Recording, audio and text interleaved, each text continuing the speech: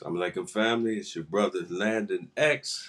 Once again, this is Nation Town TV, and we have a special topic today, something that I've been meaning to touch on Nation Town TV for years, and now we're going to jump into it, but allow me to open up in the proper fashion by saying, in the name of Allah, the Beneficent, the Most Merciful, I bear witness that there is but one God who mercifully intervened in our affairs in the person of Master W. Fard Muhammad, to whom praises are due forever. I further bear witness that Muhammad is his messenger, the most honorable Elijah Muhammad, to be right and exacting down to these modern times. And lastly, I bear witness that the Honorable Minister Louis Farrakhan is our beloved brother. He is our torchlight in this dark hour. The Jesus figure in our midst, if we but understood. And in those three great names, I greet the Nation Town TV family in the words of peace. We say it in the Arabic language of Assalamu Alaikum. Shout out to the whole Nation Town TV family. Like I said, I told you I was going to be back. I know y'all thought y'all weren't going to see me for another 7 to 8 months or a year. But we back, and we're going to touch on a very interesting topic that's been permeating in the culture and in the community for quite some time, and that is the dress, addressing the dress, and the black man in a dress dilemma, to be exact. Of all the topics that we've touched on over time on Nation Town TV, this is one of the few that I've always had a heavy opinion about, but I thought about it and I was like, I never touched on this on Nation Town TV. So we're gonna tackle it today. And what reminded me of this is a particular interview that I saw, just perusing through social media, and I saw a very well-known celebrity that, who I have a certain manner of respect for, because I've actually seen him with my own eyes and soldiered in South Central Los Angeles, beside him. So I know that, unlike some of the other celebrities, that this particular brother, he has a place in his heart for our people. And so he kind of threw out I guess you could say, a defense for a black male celebrity actor or comedian wearing the dress. And after hearing that, I had to address the dress. But of course, y'all know what it is. This is Nation Town TV, brought to you by none other than NationTownStore.com. Make sure you go ahead and show us some love at NationTownStore.com. All nation-owned, black-owned products. Now, we're going to take a quick commercial break. But when we come back, we're going to watch a snippet of what I saw that inspired me to deal with this topic. Because the brother was adamant about, I won't say defending a black man in the dress, but kind of diffusing it in a way. Basically saying it's not that big of a deal, and he had a very particular reason as to why. Some of you have already probably seen the whole program, but Nation Town TV, we're going to jump on it for a minute. But with that said, stay tuned. We're going to hear from our main and most important sponsor, NationTownStore.com, and we'll be right back, family.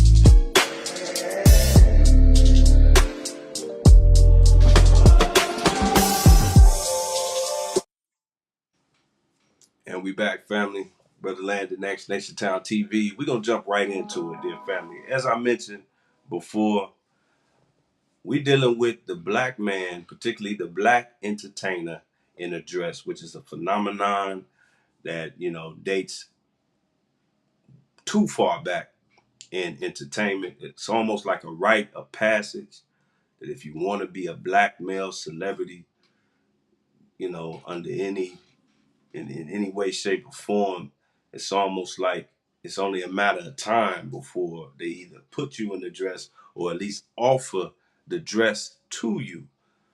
And it's not a coincidence. And I'm the kind of person, I was raised on, watching television. I didn't have the kind of parents that was like, oh, don't watch TV. I watched plenty of TV. But I also had the kind of mother who she ran the household. So it wasn't a situation where I could take something off of TV and then just try to live it myself and think I'm going to get away with it now. But I had the freedom to watch what I wanted to watch. But I noticed that I saw a lot more instances, and I gave this some careful thought because I didn't want it to just be a generalization in my own mind. Hindsight sometimes is what you want it to be. But I've seen a lot more cases, almost like 2-to-1, black men being put in the dress versus any other man. I can count on one hand how many movies and TV shows where I saw a white man in the dress, and I would run out of fingers and toes if I started counting how many times I saw brothers. And it wasn't even all comedians. It was serious actors, athletes, commercials. I never forget, some of the stuff we didn't even realize what we were looking at when it was there. One of the most popular shoe commercial lines in the 90s was Larry Johnson, LJ, and Grandmama. For the younger crowd out there watching, Grandmama was kind of like the grandpa character that Kyrie Irving used to play, but it was a woman. It was a grandma. Athletes, serious actors, the whole nine. It's almost like they all had to put on a dress.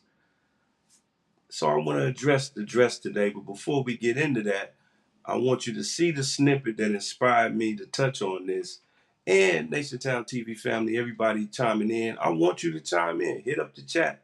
Comments, questions, the whole nine. We'll try to, highlight them or at least, read them off so the viewers can see it and can hear it. Because I want to know how you feel about it as well. I won't be on long. I'm always try to keep these Nation Town TV episodes kind of short compared to in the past. We want to keep them about 30 minutes tops. But let's look at the snippet that I saw that kind of made me sit back and think. And it made a little bit of sense. It's two individuals. I don't want to, proceed it too much, but two individuals having a conversation about it. When you see it, you'll probably be familiar with it. Many of you have already seen it.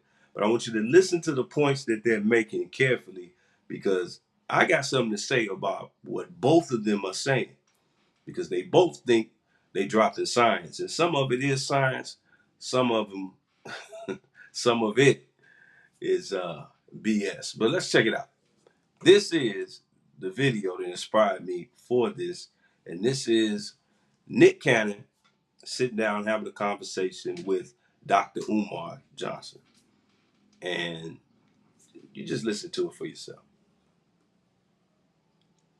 Mm-hmm. How can a black man putting on a dress not be a problem? I would bring it back to everything that I just said. Mm-hmm. What is the issue? And again, because by that means you're telling me you have an issue with understanding the feminine within the black man.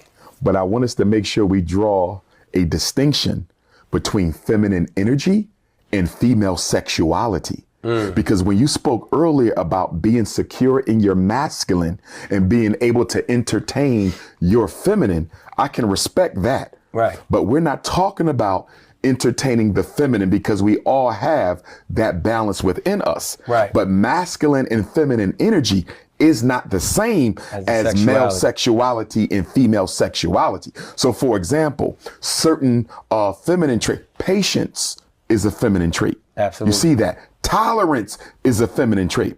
So when Dr. Umar says, absolutely, I can step into my feminine to nurture my queen, right, nurture my children. Right. I'm going to step into my masculine to provide for my queen and protect my children. Facts. But when we talk about female sexuality, and the images, absolutely, for children who consume more time. Okay. All right. So y'all heard it. And first, I want to deal with what Dr. Umar said. Now, I know in that clip, Dr. Umar is damn near the only one talking. But Dr. Umar alluded to the defense that Nick Cannon had to wearing the dress, because Nick Cannon in his past has done skits and things where he's worn the dress. And he's still fairly a young brother. He's the age that a lot of black actors and comedians break into the industry. He's in his early 40s. So, and he's already well inclined in the whole dress sphere. And I want to first say this, nothing that I'm going to say is personal. I got a certain amount of respect for Dr. Umar. I got a lot of respect for Nick Cannon because, like I said, you know, being in the Nation of Islam here in Los Angeles, I was blessed a couple of years ago to partake in a couple of maneuvers where we worked closely with Nick Cannon. Nick Cannon has always kept his door open for students. The Honorable Minister Louis Farrakhan just recently, a couple of weeks ago, we had Brother Student Minister Nuri out here, and they did a beautiful interview with one another. He's done charity events with our regional student minister, Abdul Malik Saeed Muhammad. He's had our regional minister on his show. The other show that he had, this is kind of like a reincarnation of that show, which kind of came to an abrupt end when he got into a little trouble with the Jews. And yeah, so I got respect for the brother. Let me make that clear. I got respect for the brother. But what I'm saying is just based on the facts. What I'm going to say is just based on the facts. It's not based on any personal. We got to learn as black people how to have an opinion about an issue and it not be personal. We grown. We got to be able to do that. So let's deal with what Dr. Umar said first. I agree with a lot of what Dr. Umar said. What I agree most with, he hit it, but he didn't hit the nail on the head, in my humble estimation. First of all, he's right. Dr. Umar is right where he said that there's a difference between the feminine in the male versus female sexuality. When we say that every man has a feminine side, that is absolutely correct. It is psychologically correct. It is genetically and biologically correct. And it is even socially correct. The Honorable Minister Louis Farrakhan teaches very extensively on this. I want to start with just the scientific part. For those that don't know, the male, there's an X and a Y chromosome. The man has both. We have the X and the Y chromosome, and that's why the male has the most dominant genetics in terms of deciding the gender of a baby that's produced by a male along with a woman. A man and a woman get together, birds and the bees, y'all know how it go. It's the man's side of the genetics that determines the gender of the child because he has the X and the Y chromosome. The woman has two X's. That's all she has. She does not have the Y. So we have the feminine on from a genetic standpoint. But brother Dr. Umar said, he mentioned tolerance, he mentioned patience. I don't know if those are really documented feminine traits. I could be wrong. I'll tell you when I could be wrong. But I'm not prepared to say that being patient is something that only the feminine really has the market cornered on, uh, or being tolerant. Now, when you just looking at the condition of the modern male, yeah, we got a problem with being tolerant. We got a problem with being patient. But I think that's more our condition than our nature. But here's the reality of the feminine in the man. The feminine in the man, and this is where I agree with Dr. Umar, has nothing to do with female or even male sexuality. It has nothing to do with how you dress. The greatest example of femininity, natural femininity that's within the man is this. The man has a womb. WOMB, a womb. Now, wait a minute, Nation Town TV family. Don't leave me, don't leave me, don't leave me.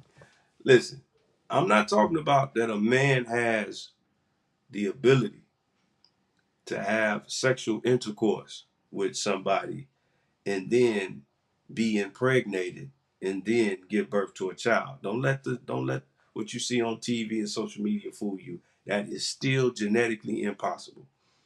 Now, it's possible for a genetic woman who wants to call herself a man, it's possible for her to get impregnated and then have a child. But that's not the kind of wound. I'm not talking about a biological wound. A man has a mental wound. His mind. His mind.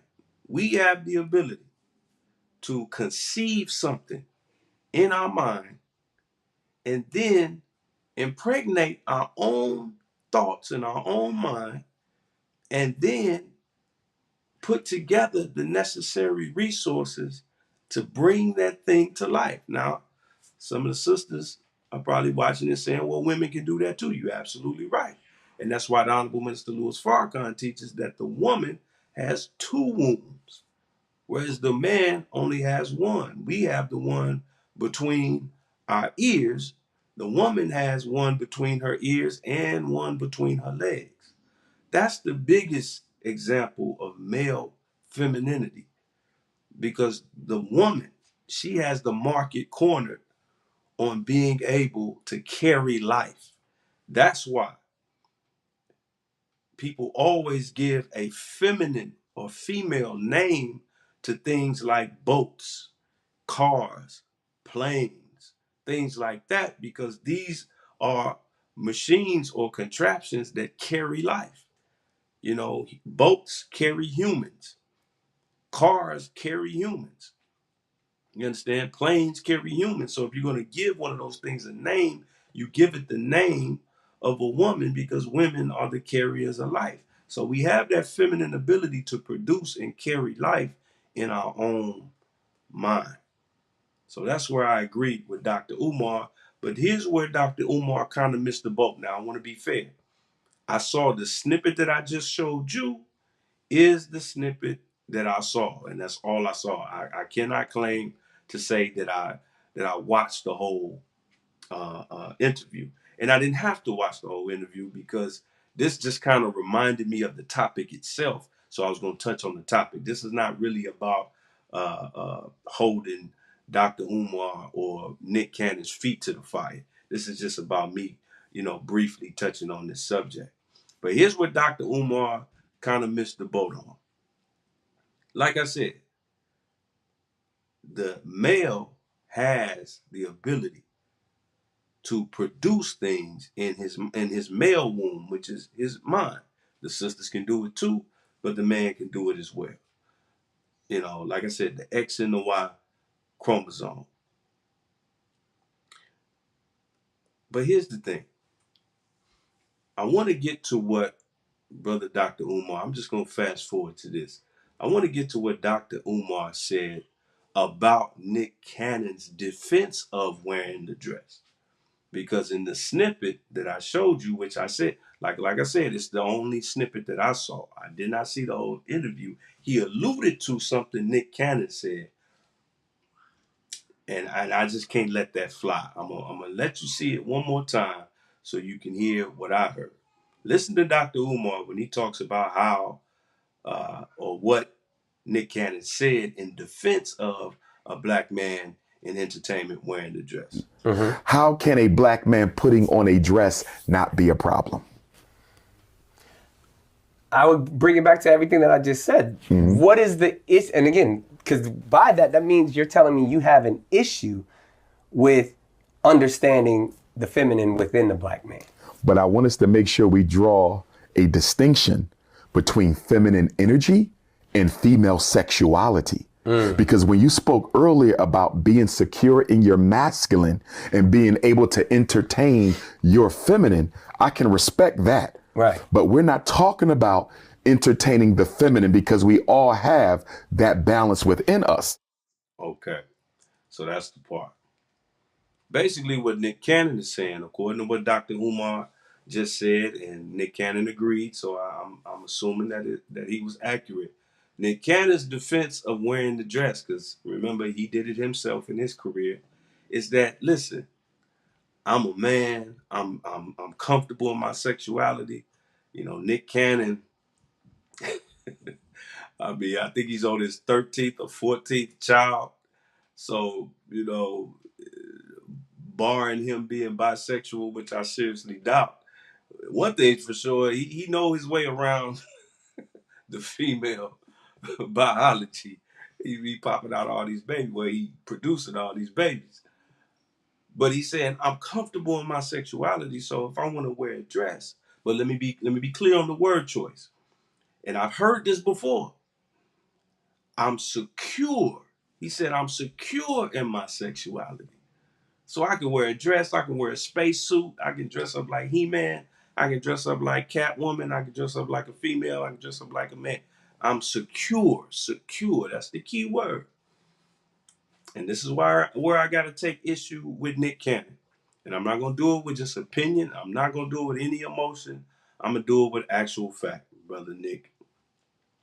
Because I've heard this before. Nick Cannon is not the first person that I've heard say, "Oh, I can do, I can engage in something that's considered female sexuality because I got more women than anybody, or I done laid down with more women than anybody, or I'm the most heterosexual brother on the planet Earth, so I can wear a purse if I want to."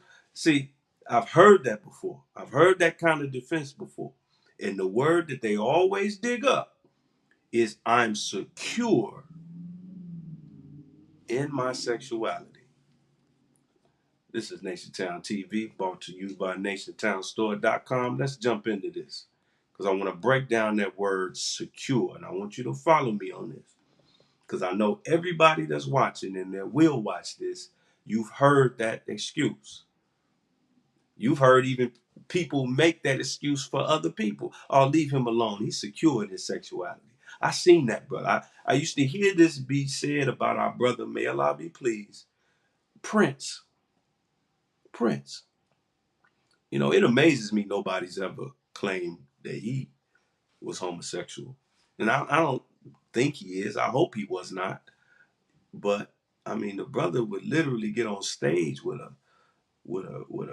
frilly blouse on with fishnet stockings and high heels, hair better than any of the women on stage or any of the women in the crowd, actual makeup, lipstick, blush, the whole nine.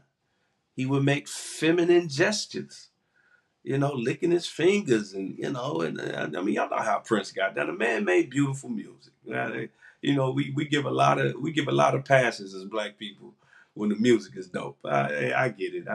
I'm black like y'all. But that was always the defense I heard about. Oh, Prince, man, you ain't seen his videos, man. He got the finest women around. Okay, he's secure in his sexuality. Let's deal with that word secure.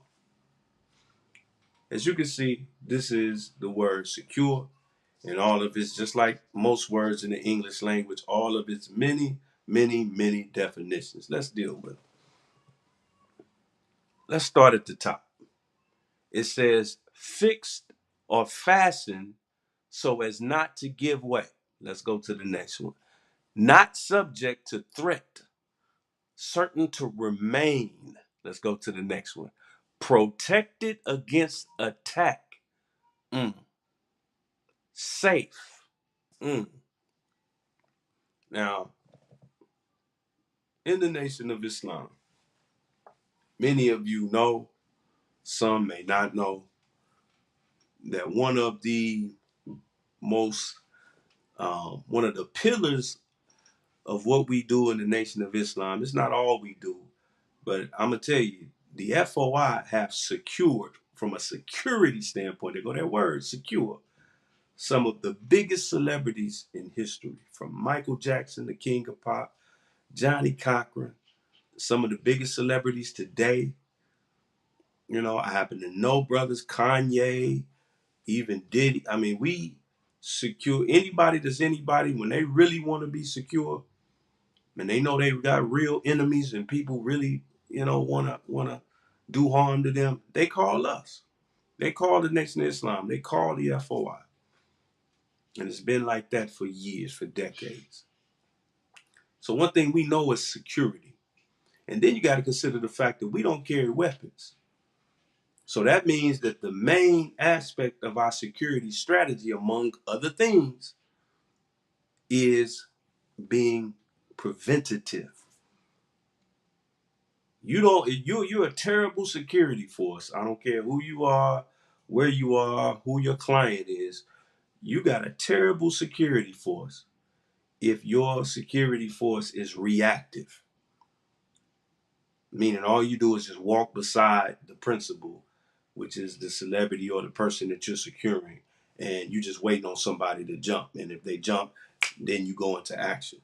If that's your security strategy, you are a poor security force. I mean, you are piss poor. Pardon my language. I mean, you should give a full refund to your client immediately. And then he should also sue you for damages. If you sit around waiting on an attack, waiting on something, and then you go into action, no, the best security is preventative. Also, the best security deters an attack. It deters a situation. But that word security has the word secure embedded in it for a reason. Let's go back to that definition. I really want us to think. Let's think for a minute. Secure, fixed or fastened. I'm gonna stop right there. That very first. Y'all know me. I usually don't settle on the first definition, because really the best definition of every word is in the etymology, which is the deepest understanding of it. But secure, when you secure something, there's some popular terminology in pop culture right now where we say secure the bag, which is another way of saying get the money. Now let's use our imagination. Let's say you literally have a bag of money. You know, one of them cartoon bags with the dollar sign on it, and it's full of money, big as bills. It's got $100,000 in it, a bag with $100,000 in it. And you've been given the responsibility to secure that bag. Meaning you need to not only make sure that it doesn't walk away, that nobody takes it, but you got to make sure that it remains secure.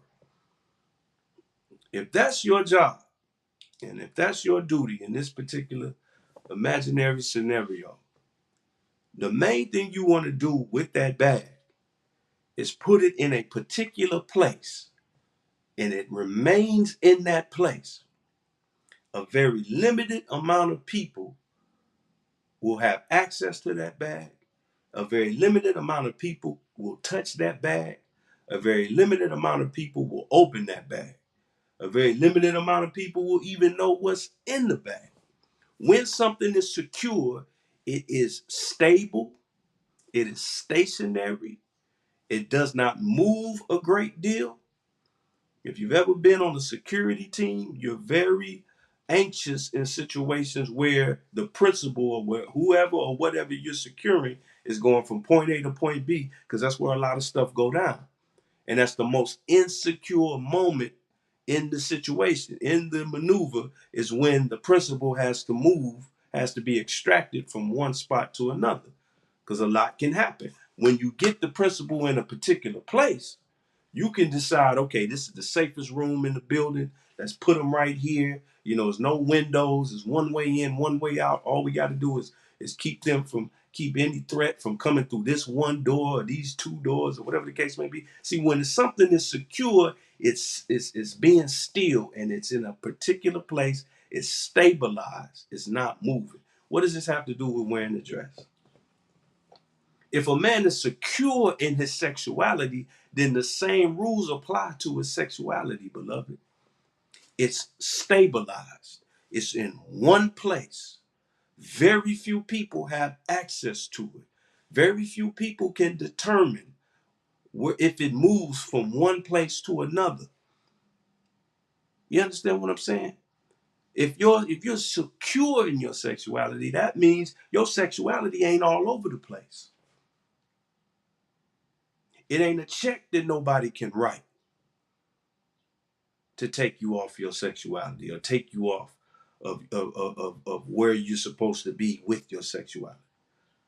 See, if somebody can just say, hey, Brother Landon, hey, man, we just having fun. We're about to do a movie. We're going to pay you millions of dollars. Hey, man, put this dress on. And then when you put on the dress, do this. And then after you do that, do that. And then after you do this, do that. And after you do that, do this. See, now my sexuality and my physical person is all over the place. That is the exact opposite of secure. I wake up every day and I dress like a man. I am a man. I am heterosexual.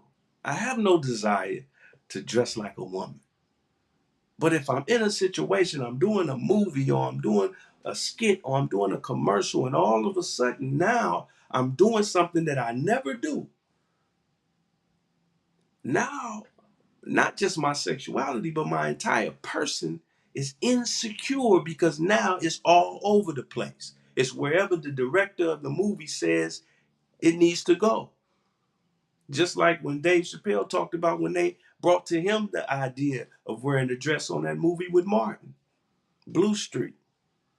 The director walked right up to him. Hey, wouldn't it be cool if you put on the dress? Go ahead, put this dress on. Dave Chappelle was like, hell no. That's because his sexuality was secure. He showed up to the set that day at that movie dressed like a man, living like a man, thinking like a man. They attempted to breach that security by saying, hey, I know you're a man, but it would be really funny if you pranced around here with a dress on for the sake of comedy. And Dave Chappelle said, you know what? I've been telling jokes all my life. Or I'm sure he said something like this. I've been telling jokes all my life. I've been making people laugh. Dave Chappelle been doing stand-up comedy, I think, since he was 14 years old. He said, I've been doing this all my life, man. And never put on a dress. I'm not going to start now. So if this is what I got to do, then find somebody else. And him and Martin being very good friends, coming up in the same comedy circuit in Washington, D.C., if I'm not mistaken, you know, Martin kind of vouched for him and he kept the part. He kept the role. It's as simple as that. There's so many ways to make people laugh, you know. And I'm at a point now, I used to laugh at that kind of stuff when it was funny. Sometimes it's not funny. I'm just going to keep it real. Movies like Miss Doubtfire with the white boy dressing up like an old woman, none of that was funny to me. None of that was funny to me. I loved, when I was younger, I loved Shanae and all that. But I didn't see much of anything funny about Big Mama's house. I guess it's because I was getting older. And now, as an older male, there's certain things that are just not funny to me. A man acting like a homosexual is not funny. A man dressing like a woman is not funny. And these are all men who are really funny and don't need to put on the dress. The funniest parts of Martin had nothing to do with anybody that had a dress on. Yeah, him playing his mama was funny. Yeah, some of the Shanae stuff was funny. But me, my favorite character was the Dragonfly Jones, you know, or old Otis. See, this man, that proves that the man's imagination and talent is out of this world. And the same goes for the rest of them. Eddie Murphy, all of them. Extremely talented. But once you put on that dress, you cannot say you're secure in your sexuality. Now the bag has been exposed. Now the security of your person and your personality has been breached. What I find interesting is I guarantee you on the set of whatever movie or show Nick Cannon put on a dress on, in every movie or show that Martin Lawrence put on a dress on, every movie or show that Eddie Murphy put on a dress, I guarantee you on that set, they had security on that set.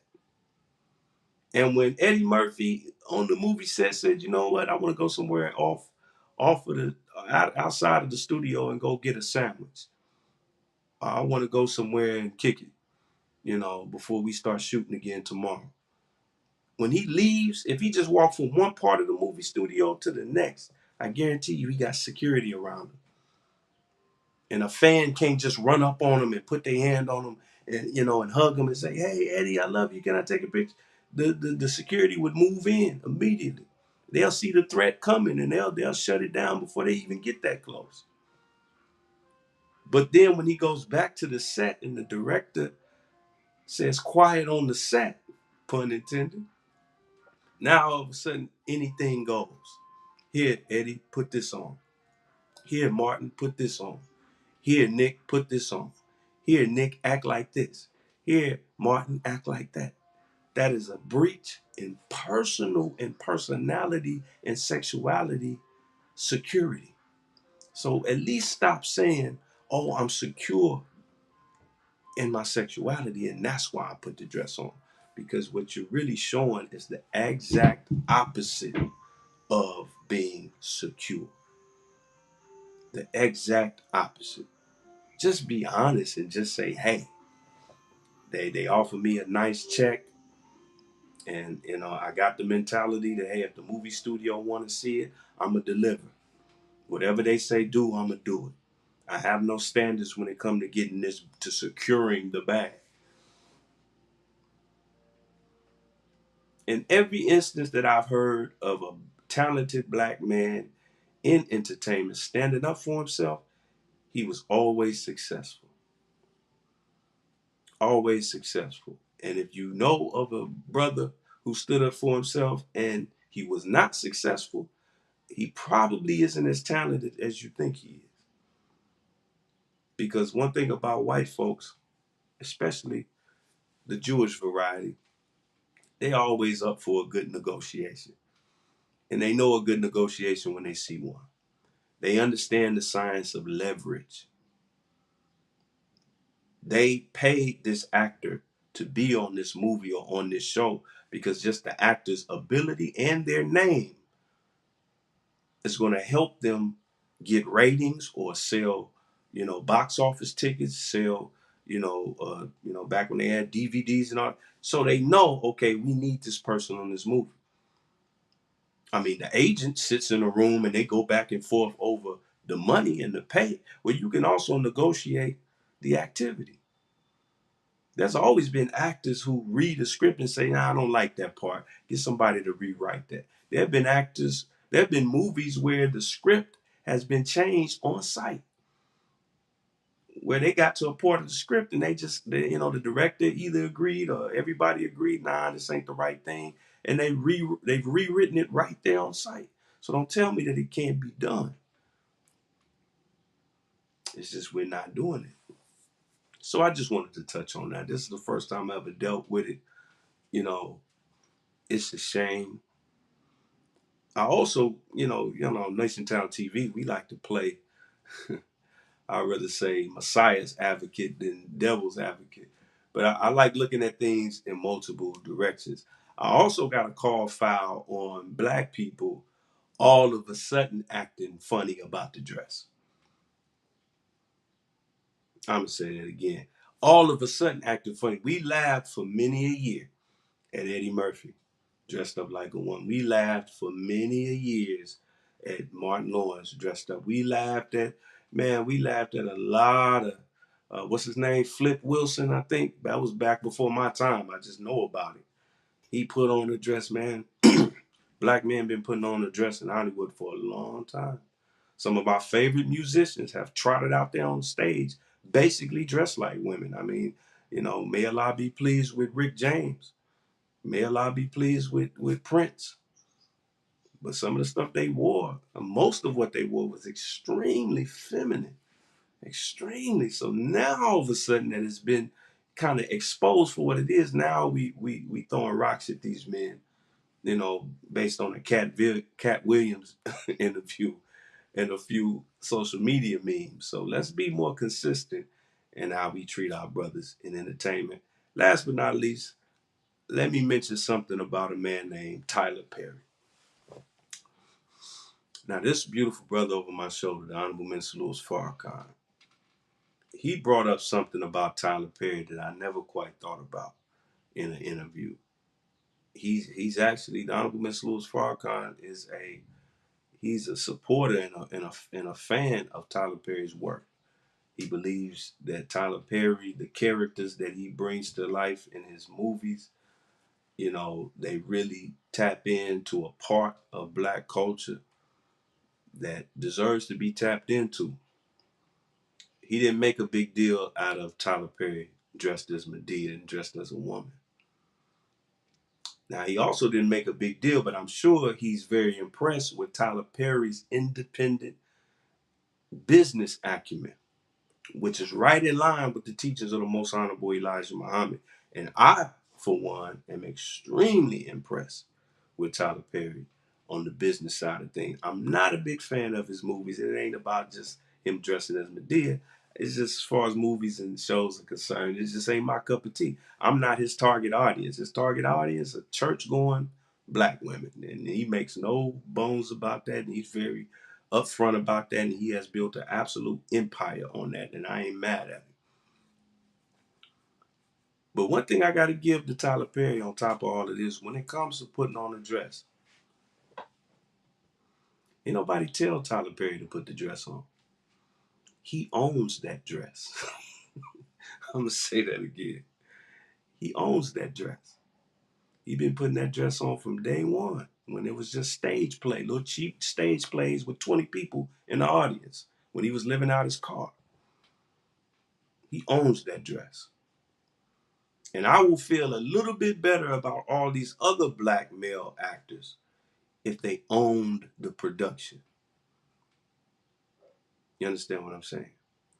That's what really makes me cringe about the whole wearing the dress thing, is that I know it's a Jewish writer, almost always a Jewish director, a Jewish ran a production company and studio. And they're the ones saying, Martin, Eddie, Nick, put this dress on. I think it'll be hilarious. When Tyler Perry does it, he woke up that morning, and I'm not making fun. I got, man, my respect for this man, especially from a business standpoint, is through the roof. What Tyler Perry is doing, business-wise, is what every Black entertainer, regardless of genre, should be doing in music, in acting, in comedy, in everything. He does for self. He got Hollywood chasing him. He ain't chasing Hollywood. The kind of deal that he brokered with Lionsgate Films was similar to what Master P got from Priority Records. It was like an 80-20 split, and he got the fat part. So, but in his own wardrobe, he owns the character. Can't nobody else make a movie about Madea without cutting him a check. If Tyler Perry were to, or when he transitions, if Lionsgate want to make a Madea movie without him, they got to pay his family. They got to pay whoever his next of kin is, and they're going to have to pay them out the you know what. He owns all of that. A lot of people don't know the reason why you haven't seen a new Friday movie, because Ice Cube does not own any of the characters. He don't own Smokey. He don't own Day Day. He don't own Debo.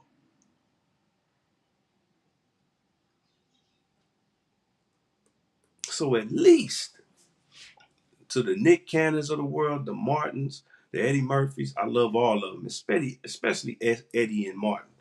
I mean, they on the Mount Rushmore of black comedy and black, comedic superstars. If you insist on wearing the dress, put your money together, pool your resources, and buy the dress. Own the dress. Because what bothers me is that it wasn't even your idea. Some white boy that looked like he from the cast of Superbad came to you with that dress. And since it was a white boy that came to you with that dress, you felt like you had to, or you were going to risk the possibility of losing that role when the movie wouldn't even be made if it wasn't for you. Martin owns that dress too if he knew he did. Eddie owns that dress too if he knew he did. Nick owns the dress too if he knew he did. If you knew your leverage, if you knew your value. But let's stop saying that you're secure in your sexuality. No, you're not. Because anything that's secure is stationary. It sits in one place and it's protected. And nobody can touch it. Nobody can move it. Nobody can molest it. Nobody can harm it or manipulate it. When a strong, masculine black man who is truly secure in his sexuality gets put in a dress that he didn't intend to put on, all he want to do is just make a movie and make a lot of money, so he goes ahead and does it. That is the absolute opposite of being secure. That is insecure. That is a security breach. And that means somebody else is deciding what you do with your body and with your sexuality. Some legal definitions would even call that rape. With that said, dear family, I want to thank all of you on Nation Town TV for giving us your time. Your time is the most expensive and most valuable thing that you can give somebody, because once you give it to somebody, you can't get it back. So shout out to the whole Nation Town TV family. I told you I was coming right back. I'm going to try to do this at least once a week. At least once a week, because we got big plans over here and we're going to keep going. Thank you. I leave you as I greeted you in the words of peace. Everybody in the LA area also, by the way, if you're in the LA area, come and see your brother this Sunday at doors open at 10:30, 8039 South Vermont, our Muhammad Mosque, number 27 meeting. Your brother will be dealing with the three sciences that were never taught to the slave: the science of war, the science of business, and the science of mating. I may put up a link to the lecture on nationtownstore.com maybe a couple of weeks after this Sunday. But if you're in the LA area, go ahead and fall through and come see your family. I would love to see you. Let me know when you see me. The Nation Town TV sent you.